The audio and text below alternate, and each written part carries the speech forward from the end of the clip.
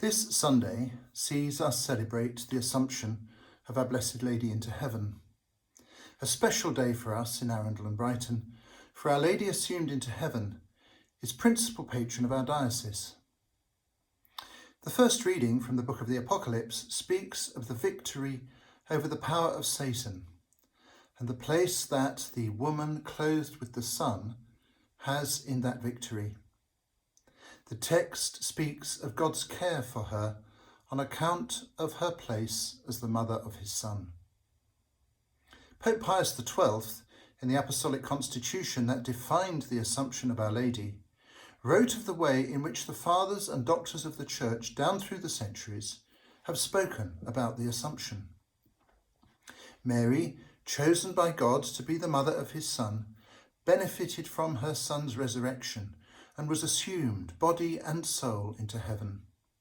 Having given birth to the Saviour, it would not have been right for her body to go through the corruption of the grave. God cares for the mother of his Son. The gospel for this great feast is Mary's hymn of praise for all that God does for her. The Almighty has done great things for me, holy his name. God cares for the mother of his Son. All that we believe about Mary's place in God's plan points to her Son and teaches us about our own relationship with him also. Mary shows us the way. She who shared in this particular way in the grace of the resurrection shows us where our destiny lies, in the kingdom of the Father.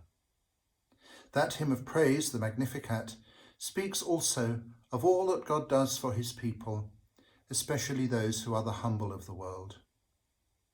This feast is also about the wonderful things that God does for us.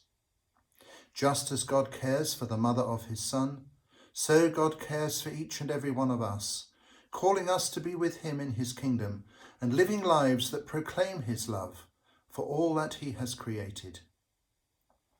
The Assumption is a wonderful feast. We rejoice in all that the Father has done for Mary. We rejoice too in our own destiny and the call that we have to proclaim the new life of the resurrection.